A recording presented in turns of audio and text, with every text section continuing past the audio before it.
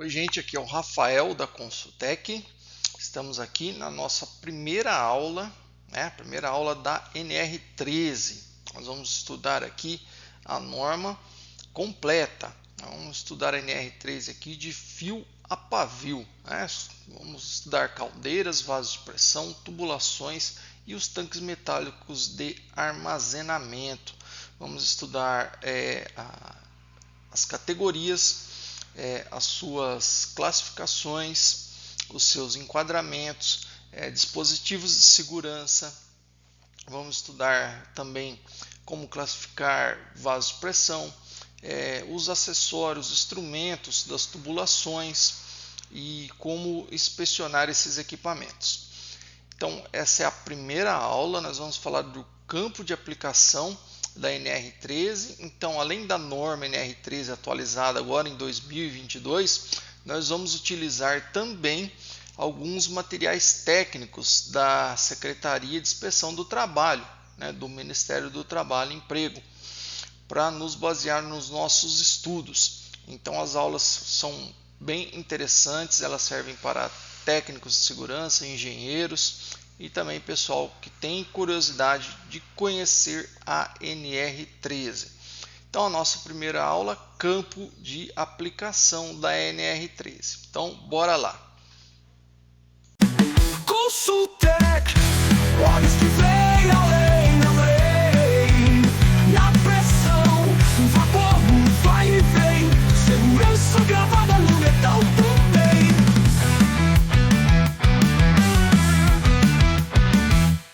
Autoclave que guarda histórias quentes entre válvulas e sonhos pendentes. Inspeção que desvenda o que é latente.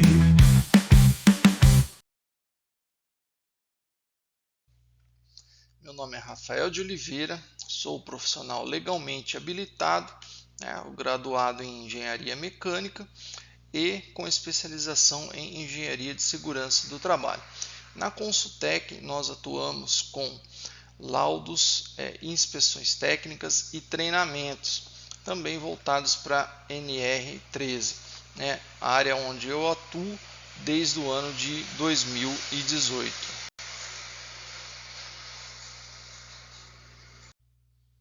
Então, aqui alguns paradigmas, de algumas caldeiras.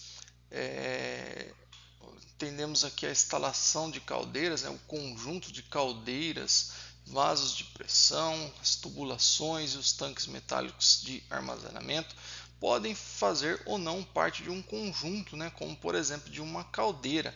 Então, tem aqui uma caldeira de grande porte, uma caldeira aqui que ela tem vários andares aqui devido ao seu processo. Então, nesse processo a gente tem propriamente a caldeira, nós temos aí as suas tubulações, que elas vão levar, por exemplo, o vapor até a área de produção, que é necessária a utilização desse vapor. Nós podemos ter também vasos de pressão posicionados na própria estrutura da caldeira. E podemos encontrar também em algum determinado momento tanques metálicos de armazenamento. Aqui mais um paradigma de uma caldeira também, podemos ver bem claramente aqui as suas tubulações, as suas chaminés, as suas tubulações, vasos de pressão, os coletores de pressão, os alimentadores aqui do combustível. Então nós temos vários riscos aí inerentes, integrantes do processo, além da própria NR13. Nessa imagem aqui, nós podemos ver aqui uma caldeira também aqui com vários andares, e próximo a essa caldeira aqui, nós temos aqui vasos de pressão, diversos vasos de pressão, temos a chaminé dela nessa torre aqui. Então, vários riscos inerentes aí, como trabalho em altura, NR35, temos também a questão de espaço confinado, entre outras atividades também, como NR10 podem estar presente aí também nas caldeiras, os vasos de pressão também. Então, além do próprio risco da operação da caldeira, temos aí riscos adicionais no próprio processo e na estrutura de caldeiras e vasos de pressão. Tem aqui a figura clássica das medidas de controle de risco, né? As hierarquias. Então, na utilização de caldeiras e vasos de pressão aqui, primeiramente, se for aplicar as medidas aqui, né, de controle de risco, as hierarquias, a primeira delas seria a eliminação, né? Como que eu vou eliminar o processo de um vaso de pressão, de uma caldeira, num tanque metálico? Fica meio que difícil aí, né? A gente fazer a modificação ou eliminar esse próprio processo. A gente poderia pensar em níveis aí de fluido, de combustível, né? Do tratamento dos resíduos, questão de substituição, como substituir, né, equipamentos aí que geram pressão interna. Então, uma questão difícil também na medida de controle de risco. E na própria hierarquia aqui, em terceiro lugar, o próprio controle de risco, né? Como controlar esses riscos das caldeiras, dos vasos de pressão e tanques metálicos. A gente tem aí caldeiras de grande proporção, temos aí toda a parte de controle, a operação, né? Toda a parte automatizada das caldeiras, mas além disso, né, temos aí que ter as inspeções periódicas, né, como os controles, o treinamento, a capacitação dos operadores, dos supervisores, das caldeiras, dos vasos de pressão, e sinalização, muito importante, as áreas sinalizadas, né? Desde as informações aí, como consta na NR13, né, das sinalizações contendo fabricante, pressão de operação, entre outras. E o uso de EPI na operação de caldeiras, né, voltado aí para pessoal de processo, que fica no abastecimento, questão de abastecimento manual, nas operações, nas manobras que podem ser feitas aí, a utilização de EPI. Então, dentro das medidas de controle aí, nós passamos por todas as fases e é impossível totalmente eliminar os riscos presentes nas caldeiras e nos vasos de pressão. Aqui tem um paradigma de uma caldeira aqui numa indústria. A gente pode ver aqui toda a área industrial e aqui a caldeira. Tem uma caldeira aqui, combustível a lenha. Então aqui chega o combustível, tem um próximo aqui a caixa d'água. E aqui a caldeira ela tem as tubulações, né, que distribuem o vapor aí, né, na planta. E a gente pode ver que a configuração dessa caldeira aqui, geralmente as caldeiras elas estão isoladas do processo, né? E é o ideal que elas estejam isoladas, né, por conta do próprio processo de alimentação, né, dos combustíveis. Questão de tratamento de água também, e por legislação, né, por norma também tem que ter um afastamento mínimo aí, tanto da vizinhança quanto de vias públicas. A gente vai ver de maneira geral tudo isso aqui que a gente fez uma explanada até agora, a gente vai ver na NR13. Então aqui a NR13, caldeiras, vasos de pressão, tubulações e os tanques metálicos de armazenamento.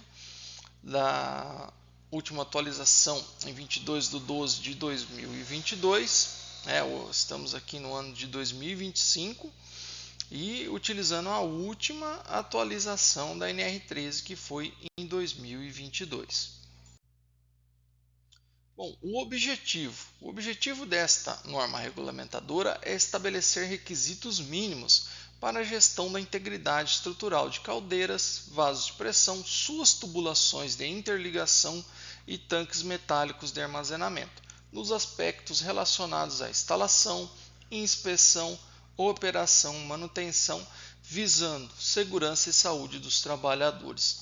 Então, os requisitos mínimos para a gestão da integridade estrutural, né, desses equipamentos. Como que eu faço a integridade desses equipamentos, das caldeiras, dos vasos de pressão, das tubulações?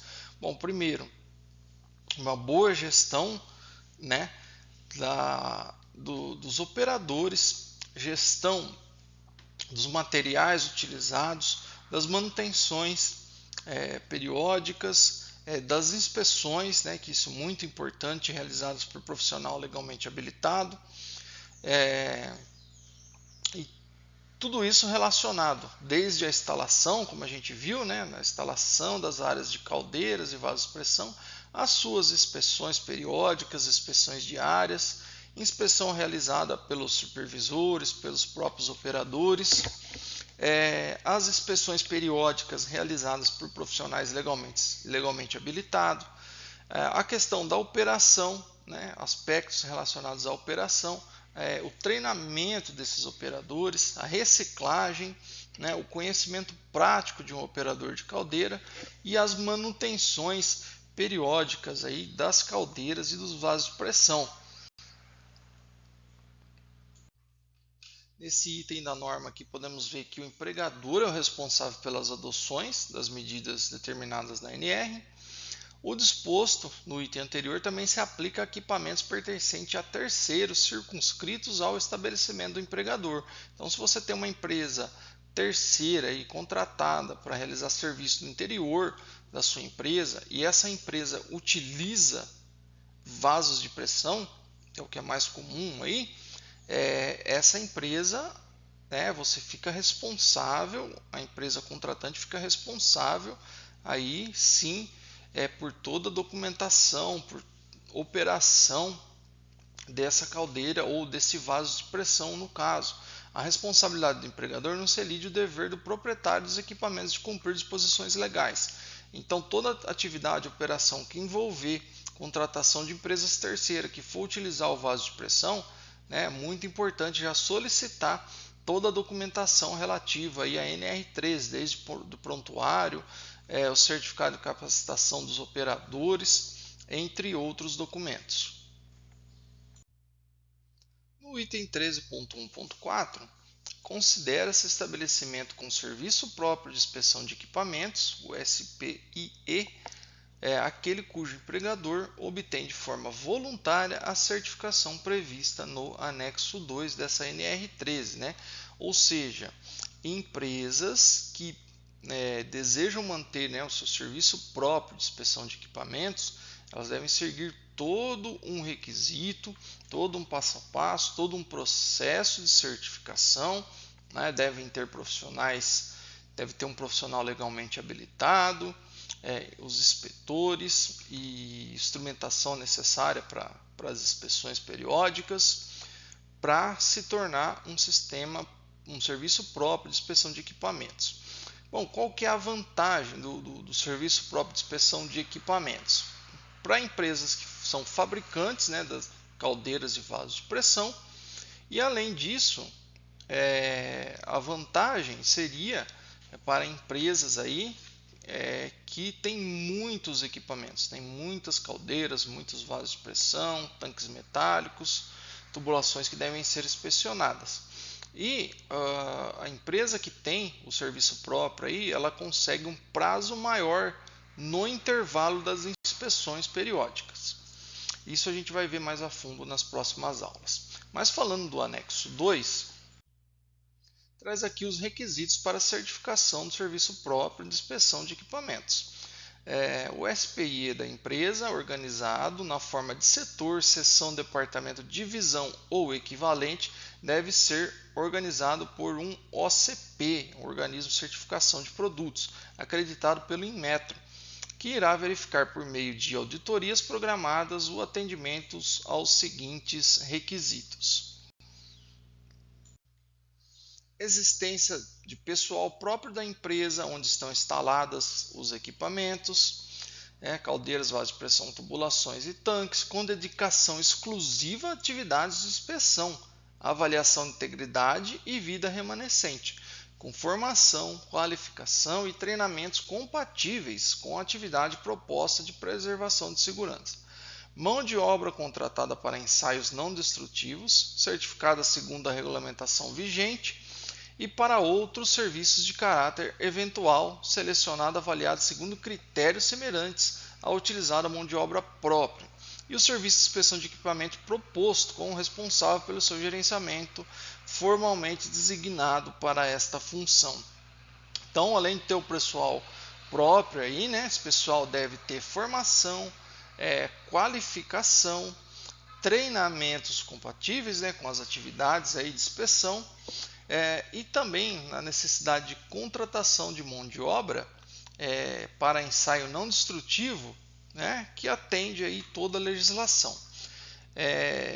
Serviço de inspeção de equipamento proposto com o responsável pelo seu gerenciamento, formalmente designado para essa função. Então, além de ter o profissional legalmente habilitado, tem que ter, né, um responsável pelo gerenciamento, né, e esse daí deve ser consignado de forma formalizada pela empresa, né, de forma a garantir todo esse processo aí, né, desde a implantação até a execução das atividades no sistema próprio de inspeção de equipamentos. Existência de pelo menos um profissional legalmente habilitado, existência de condições para manutenção de arquivo técnico atualizado, é necessário atendimento da NR13, assim como um mecanismo para distribuição de informação quando requeridas. Essas informações distribuídas aí, pessoal de operação, supervisão, pessoal de CIPA e quando aplicável aí aos sindicatos de categoria. Existência de procedimento escrito para as atividades executadas. Então tem que ter um procedimento, um passo a passo de como realizar cada atividade, cada tipo de inspeção, cada tipo de execução das voltadas aí para as caldeiras e vasos de pressão. Existência de aparelhagem condizente, né, com a execução das atividades, né? Então, dependendo dos testes, das inspeções, ter equipamento condizente com o que deve ser feito. E o cumprimento mínimo da programação de inspeção. E como eu comentei aqui, né, que empresas que têm o sistema próprio de inspeção, elas têm a vantagem aí de ter um intervalo maior entre as inspeções, né, que também devem ser cumpridas. A certificação do SPIE e sua manutenção estão sujeitas ao regulamento específico do Inmetro, né? Quem tiver curiosidade, aqui está o site do Inmetro, onde você faz aí o cadastro para entrar no processo de certificação de serviço próprio de inspeção de equipamentos. A partir desse momento, nós vamos aqui utilizar o relatório, né, de análise de impacto regulatório, né, emitido pela Secretaria de Inspeção do Trabalho em 2021. Note, a norma foi atualizada em 2022 e esse relatório aqui foi lançado no ano de 2021.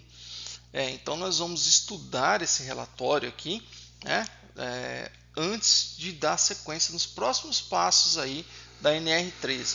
Para entender um pouco, né, como que funciona a fiscalização por parte aí dos auditores fiscais do trabalho. Aqui nós não vamos estudar os textos em si do relatório. Nós vamos estudar aqui, nós vamos ver os gráficos e vamos ver alguns itens aqui do relatório. Então aqui na primeira linha eu tenho aqui acidentes típicos e adoecimentos ocupacionais por ano. Então esse estudo aqui ele contempla do ano 2016 até 2020, relacionado a caldeiras e vasos de pressão. Então acidentes típicos e adoecimentos ocupacionais totais, né? Essa primeira linha aqui, tudo voltado a caldeira e vasos de pressão. Então nós temos aí 2016, 1955, 1865, 1934, ano 2019, 2024, acidentes típicos. Em 2020 já caiu um pouco para 1569, mas mesmo assim é um número muito relevante. A linha vermelha aqui nós temos acidentes e adoecimentos ocupacionais com mais de 15 dias de duração do tratamento. Também é um número muito significativo, né? 140 em 2016, 156 aqui em 2017, 161 em 2018, 153 em 2019 e 2020 152. E essa linha em azul, a última linha aqui do gráfico, é a que é a mais preocupante de todas elas. Acidentes típicos e adoecimentos ocupacionais com óbitos. Sim, óbitos devido aí, né, a contato, a operação, isso está englobado tudo aí, de caldeiras e vasos de pressão. Então, em 2016 foram 18 óbitos, em 2017 11 óbitos, em 2018 também 11 óbitos, 2019 caiu para 3 e 2020 aqui 6 óbitos. Então caiu de acordo com as fiscalizações, com as autuações por parte da Secretaria de Inspeção do Trabalho, né? Caiu muito o número de óbitos, mas ainda é um número muito relevante, né? Em 2020 aqui 6 pessoas, né? Pode ser 6 operadores aí, abastecedores de linha de combustível, entre outros aí que estão ligados ao processo de caldeiras e vasos de pressão, perderam a vida em 2022, né? 6 trabalhadores, é um número muito alarmante. Então isso aqui é um exemplo aqui que a norma, a NR13, deve ser seguida à risca. Aqui nesse gráfico, nós temos aqui acidentes típicos e adoecimentos, né, ocupacionais em 2019, relacionados a caldeiras e vasos de pressão por CBO. Né? Então nós vamos ver os 3 primeiros aqui, que são os mais relevantes aqui, são embaladores e alimentadores de produção, tá em primeiro lugar aí, trabalhadores de serviço de hotelaria e alimentação, e em terceiro aqui os operadores de utilidades, né? Juntando essas 3 primeiras linhas aqui, elas representam aí 42% dos acidentes, né, de 2019, né? Lembrando aí, alimentador de produção, serviço de hotelaria que utiliza muito caldeira e vaso de pressão, né, e os próprios operadores ali de utilidades, né, que operam esses equipamentos. Então, lembrando aí, nós estamos falando aí de acidente típico e adoecimento no ano de 2019. É um número também muito relevante, né, voltado aí para NR13. Aqui nós vamos passar rapidamente, né, por esse gráfico. São as auditorias com atributos da NR13 por estado, né? Então, o primeiro estado aqui é Minas Gerais, segundo estado São Paulo, em terceiro Rio Grande do Sul. Aqui auditorias, né, por parte da Secretaria de Inspeção do Trabalho, voltados aí a vasos de pressão, caldeiras, tanques metálicos e suas tubulações. Isso aqui chama muita atenção, que são os tópicos mais fiscalizados, né? Emendas citadas, né, em relatórios de impacto, aí, o ranking dos 10 mais. Então, primeiro, falta de relatório de inspeção, né, de caldeiras e vasos de pressão, a própria inspeção de segurança, né, que estão as inspeções periódicas, registros de segurança, o prontuário das caldeiras e vasos de pressão, a instalação desses equipamentos, né, a forma de como eles estão instalados, a placa, que parece um item muito simples, né, da caldeira e do vaso de pressão, mas sim é muito importante, o projeto de instalação, o acesso a documentos, né, a dificuldade de acesso a esses documentos, principalmente equipamentos mais antigos, né, porque há uma dificuldade muito grande.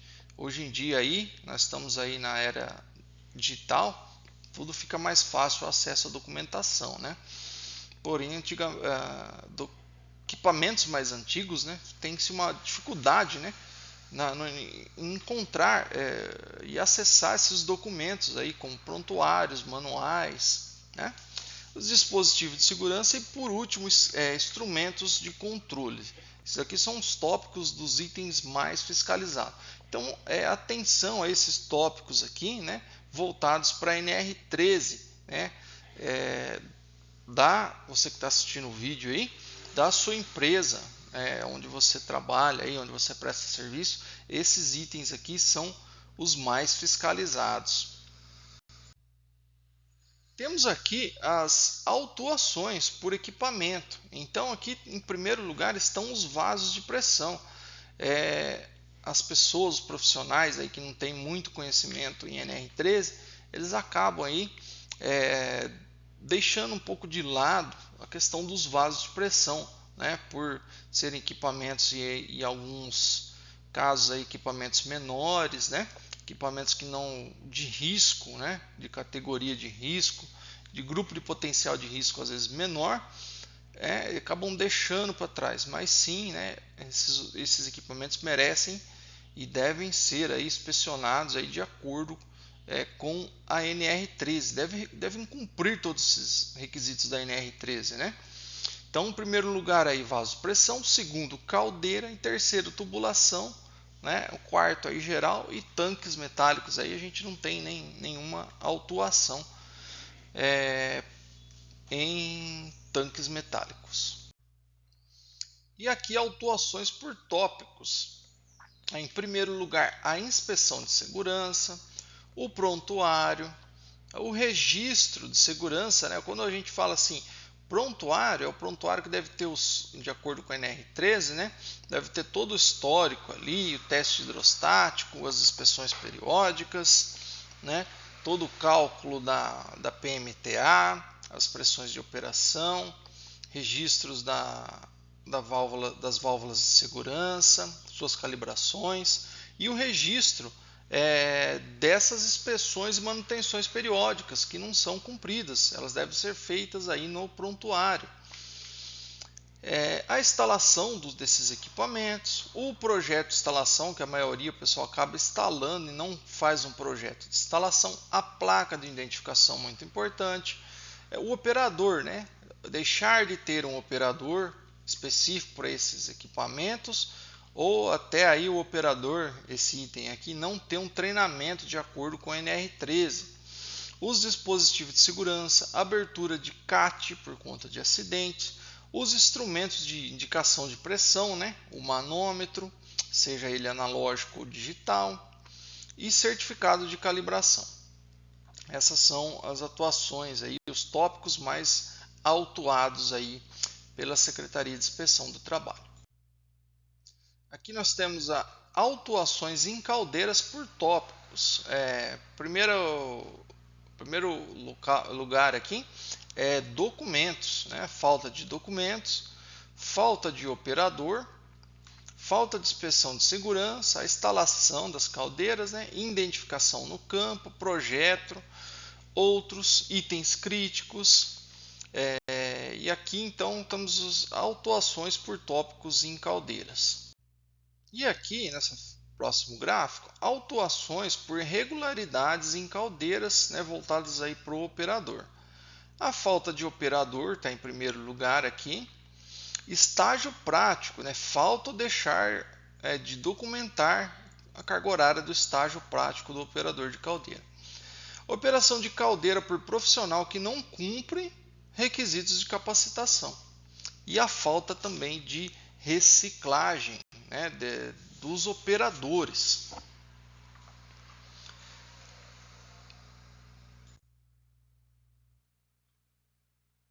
Autuações por regularidades em caldeiras na instalação. A iluminação de caldeiras, duas saídas desobstruídas, que é o que está na norma, né? Prédio separado, parede adjacente, resistente a fogo, distância de 3 metros, falta de acesso e guarda-corpo, uso de casa de caldeira para outra finalidade, distância de 3 metros, detecção de gases, captação e lançamento de gases, ventilação permanente, ambiente fechado e ambiente aberto também, né? Tudo voltado aí para o risco de cada equipamento. E as maiores autuações por regularidade nas caldeiras aí quanto à identificação. A primeira delas, a placa de identificação, conteúdo mínimo, né? Classificação da caldeira, categoria da caldeira, a sua classificação, pressão máxima de trabalho, admissível, pressão de operação, entre outros, ano de fabricação, né? E entre outros aí. Indicar local visível, CAT ou tag, né, do equipamento. Cada item da caldeira ali deve ser identificada por tag. Atualização da placa do prontuário, atualização da placa de identificação e placa também indelével, né? Conteúdo mínimo, CAT e tag.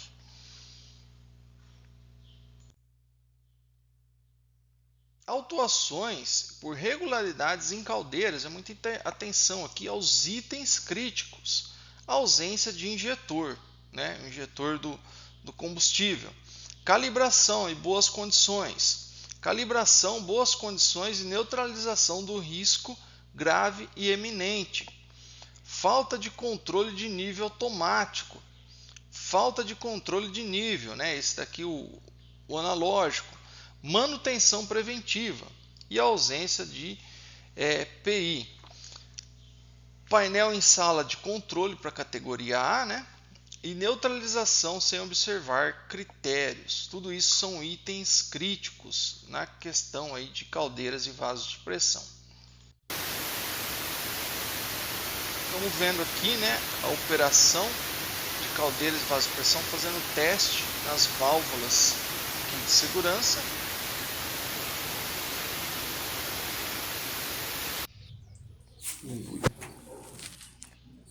E aqui um vaso de pressão. O dreno que não foi feito, né? Não foi realizado desse compressor de ar. Deve ser realizado aí diariamente.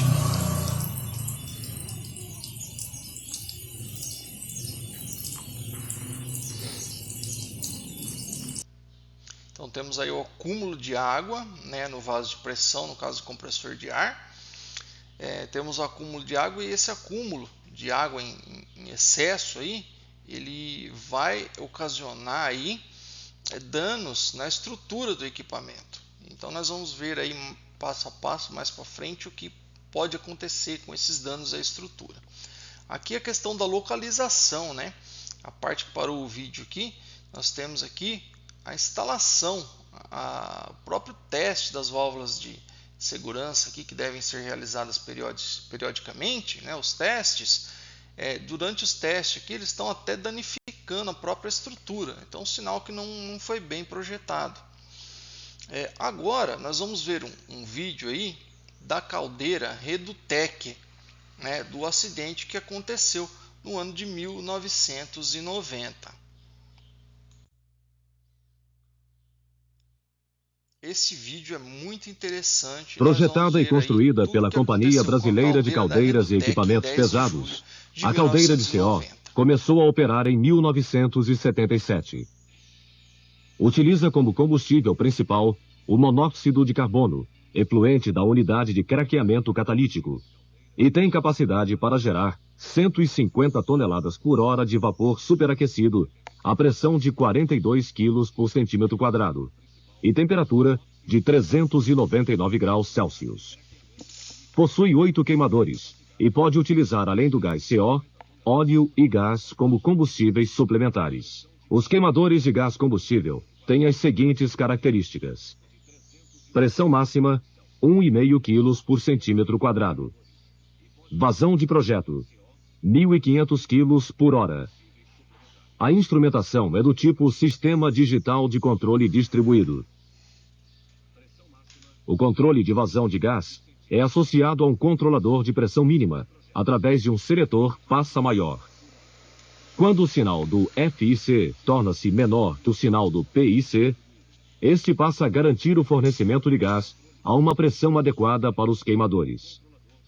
A caldeira é equipada com duas válvulas de emergência, shut-offs. Assim, quando o sistema de segurança atua, as duas válvulas fecham automaticamente e o alívio para a atmosfera abre, impedindo a passagem de gás para os queimadores. Cada queimador é equipado com duplo bloqueio manual contendo um vent intermediário, que reduz a possibilidade de passagem de gás para dentro da fornalha. No momento do acidente, a caldeira queimava apenas gás combustível. O sistema de óleo combustível encontrava-se isolado em manutenção e o gás CO estava desviado para a atmosfera. A equipe de operação estava composta por um supervisor, um operador de painel e um operador de campo. Às 10h10, a caldeira operava com produção de vapor de 43 toneladas hora, controles em automático e os seguintes valores das variáveis.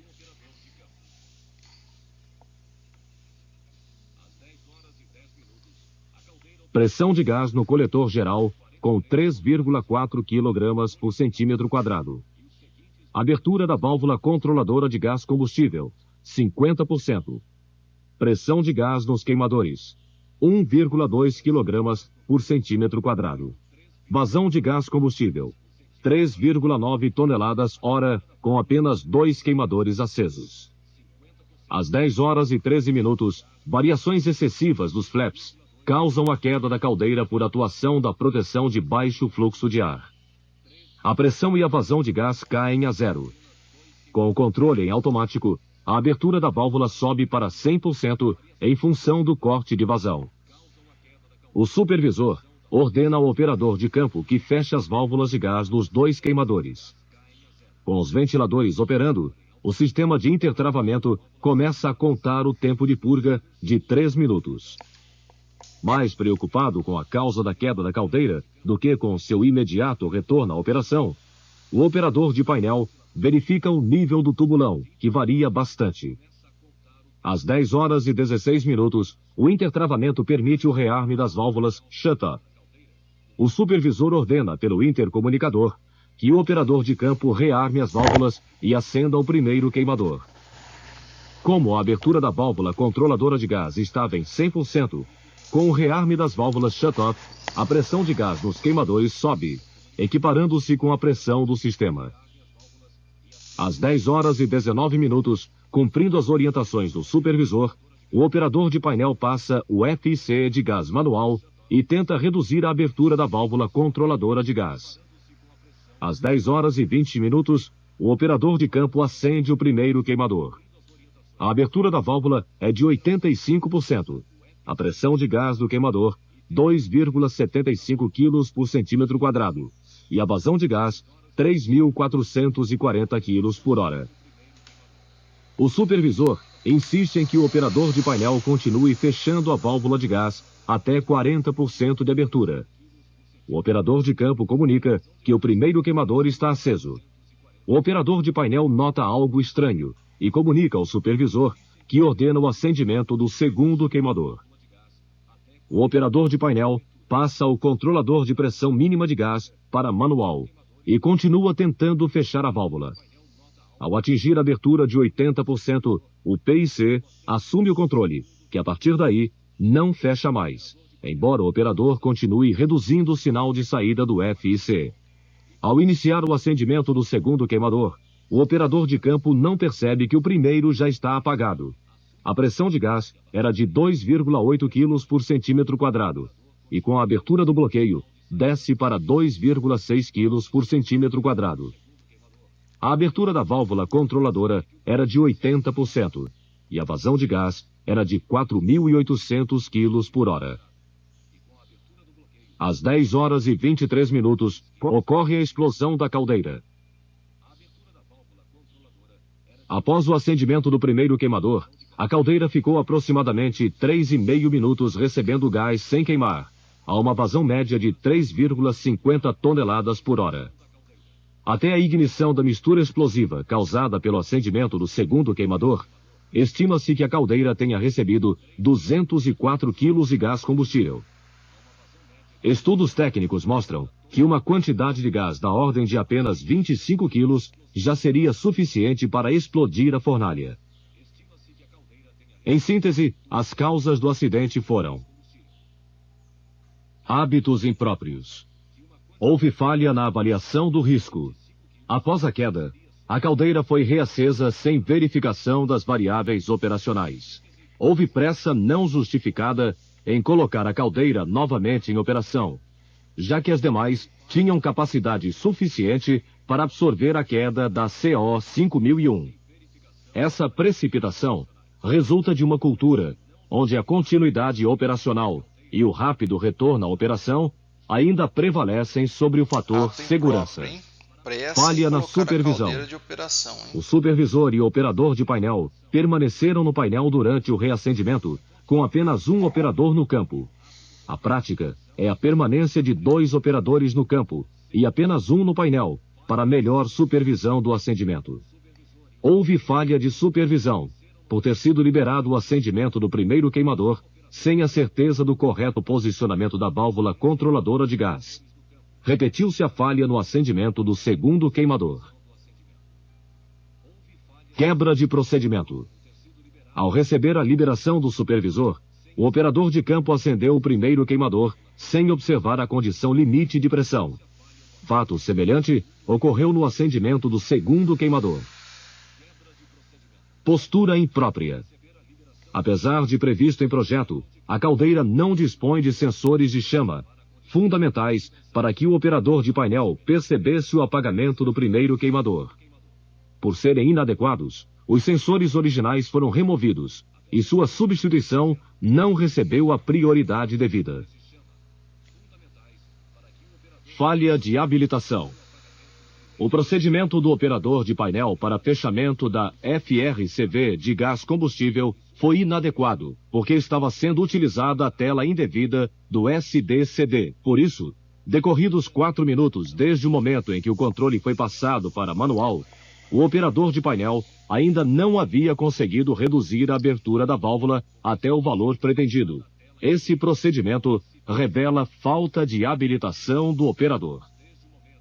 Dentre os danos causados pelo acidente, foram anotados deformação das paredes, piso e teto da câmara de combustão, ruptura dos tubos de interligação dos coletores, danos no invólucro do economizador, rompimento das juntas de expansão, arrancamento de alicerces, colunas retorcidas e abalo nos elementos estruturais. A fim de se evitar a repetição da ocorrência, serão tomadas as seguintes medidas: desenvolver trabalho junto à supervisão de operação, para que se cumpra o item 1 do Decálogo de Segurança.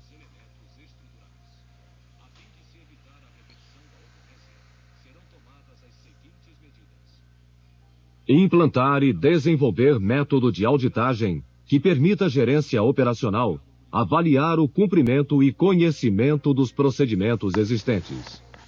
Reformular o sistema de intertravamento e monitorização da caldeira, incluindo câmeras de TV para supervisão da chama pelo painel, sensores de chama com ação no intertravamento e atendimento aos demais itens do NFPA.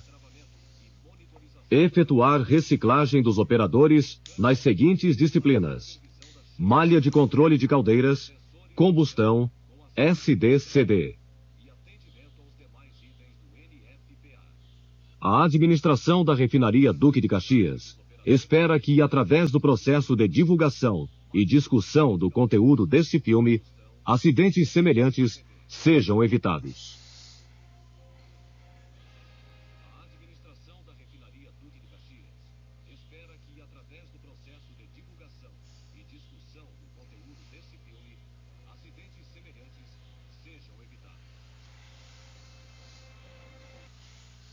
Então aí, né, esses acidentes sejam evitados. Isso aconteceu no ano de 1990, hein? Estamos falando da década de 90. Aí teve falha na operação por parte do supervisor. Nós temos aí falta de habilitação, né? Atitudes impróprias aí, quebra de procedimento, né? Tinha um supervisor e um operador na sala de controle e só um operador de campo na hora de reacender os queimadores, né, na partida da caldeira. Então, infelizmente, isso ainda acontece e muito, né? A gente pode ver pelos gráficos aí, né, as autuações aí por parte da Secretaria de Inspeção do Trabalho, né, os auditores fiscais. A gente vê ainda a falta de operador, né, cumprindo o estágio prático supervisionado, né, e a própria capacitação e o treinamento.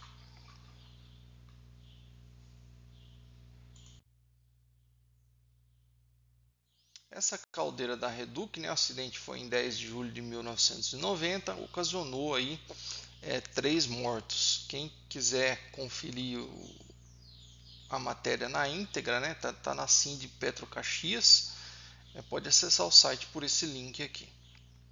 No Rio de Janeiro, uma explosão na caldeira de uma fábrica de pastilhas deixou 5 feridos. O impacto foi tão forte que derrubou o muro de um condomínio e arrancou janelas de prédios. A explosão só não terminou em tragédia porque não houve expediente na fábrica. Algumas janelas também quebraram e destroços ficaram espalhados na área externa do edifício. Tomei um susto enorme.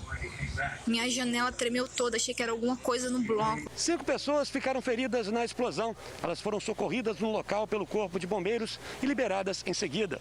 Agora a polícia está investigando o que teria provocado o acidente para tentar responsabilizar possíveis culpados. Olha no aí, dia seguinte à né? explosão, as pessoas que moram perto da fábrica de pastilhas de garganta ainda estavam assustadas. Os moradores estão ansiosos, estão preocupados com a situação aí agora. A Defesa Civil informou que não tem perigo, mas a gente não sabe, né, o dia de amanhã como é que vai ficar. De acordo com o Corpo de Bombeiros, a explosão aconteceu em uma caldeira, mas não provocou incêndio. As caldeiras servem para esquentar líquidos e funcionam como uma grande panela de pressão. Elas têm dispositivos de segurança para evitar o que aconteceu. Então, esses dispositivos, de alguma forma, falharam e a operação pode ter falhado, deixando a pressão se elevar descontroladamente, ou a temperatura, ou o nível de água. E nós tivemos aí o colapso.